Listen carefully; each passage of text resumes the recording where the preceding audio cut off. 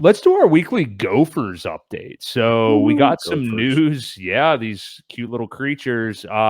So we got an update from Dipcatcher the other day. It's something that he's calling a roof pull, which I found to be pretty interesting. So I did bookmark the tweet that he did put out the other day that this is happening, and it may have already happened. I haven't really been paying attention.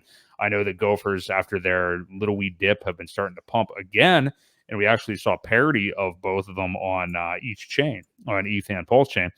But Dipcatcher said that some notes from Minty B, who is, I guess, who put out this news release, he said about the upcoming Gophers roof pull. If you aren't catching what that means, it's the opposite of a rug pull. So they say that starting at an undisclosed time this week, the Gophers in the sell side of the liquidity pools on both ETH and PulseChain will start to be pulled and burnt. There is no actual burn function, so the Gophers will be sent to a purpose-built Hotel Gopherfornia contract where the Gophers can go in, but they can never leave, just like the song. The Hotel I can't even say Gopherfornia. I can't even look at that word and pronounce it. Gopherfornia. Hotel Gopherfornia contract will be whitelisted. Poor function name choice. There's so many nonsense words in here that I'm getting thrown off guard, which will prevent it from minting NFTs on receipt. The roof pull is not a one and done thing. It is more a way of life.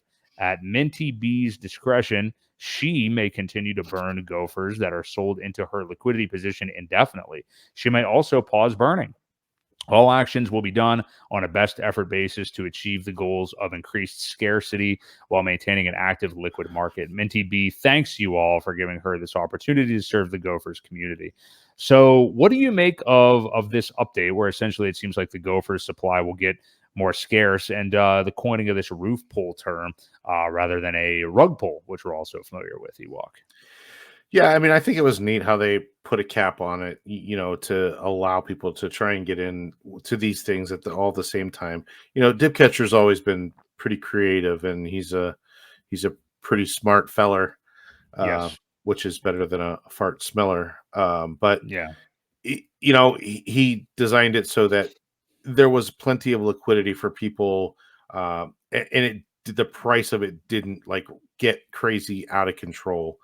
He wanted a bunch of people to participate, so it'll be neat to see that once that gets removed, it pretty much takes the limit off of it for people. Will it have success? Well, Minty B probably said it was going to 10 gazillion X. So we have to just take her word for it. I think it's going to be neat. I think it's definitely a what's the pumpamental for them. I think, let me take a look here. I think I have it pulled up. I hate to put it in these terms, but they started at around in here, they were like 6 million pulse for one of them. Now they're up to 8.2, and this is supposed to happen sometime this week. So as far as USD value goes, you're still looking at $1,100 for one of these things. So it's getting to the point now where it's getting pretty pricey. So we'll see. Yeah, but remember that's the whole point, though, because a lot of people are bitching about it's $1,100. That's the whole point of this ERC404 token. I mean, you do not have to buy a full one. Now, I think we had a discussion about this the other night, and the reason I say I think is because I think I was getting a little buzzed by this point of the night. But yeah, if memory serves, I think we were having a discussion about this, and you were talking about I could be making this up, so maybe I'm just throwing you under the bus. But you got to have a whole one, you want to get the NFT or whatever. It's like, do you? I mean, yeah, I guess so if you're really hell bent on getting the NFT. But I mean, if you want to just be in on the ecosystem and you're there for the price performance, I mean, that's the whole point of the ERC404. You can buy a quarter of a gopher. Maybe you get its leg and its tail or something. Do the gophers have tails? I don't know. But yeah, I mean, maybe you just get a quarter of a gopher, the head, the eyes, I don't know. But at that point, you're still investing in them. So to me, that's the beauty of it. I mean, you want to get a full one if you can, obviously, but don't feel like you're priced out just because these things are $1,100 already. That's what I would tell people. What do you make of that? Well, I kind of agree. I mean, I think the idea behind it is to get one of them, and that's what makes them more rare.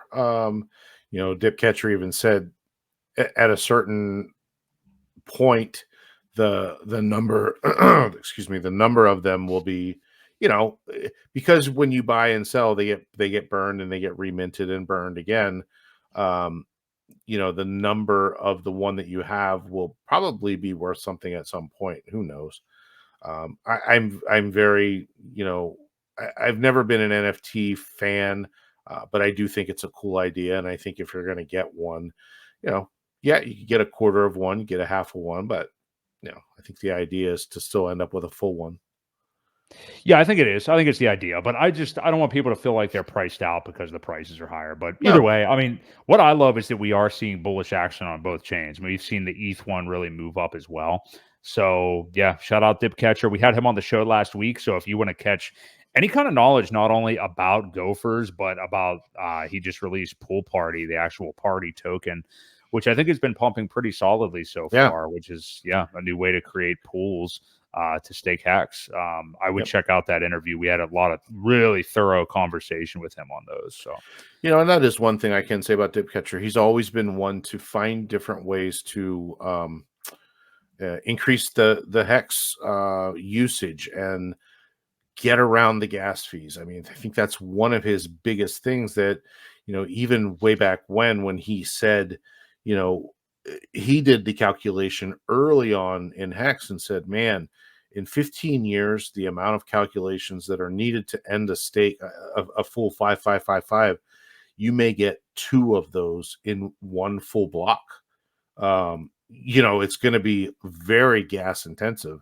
And that's when he started to come up with the Maximus and the other Decimus and Trio and Lucky and those, what are they called? The perpetuals. Yes. So he has always been a big proponent of hex staking, and that's one of the reasons why I've supported the stuff that he does too. So just shout out to that main cause of why he does what he does.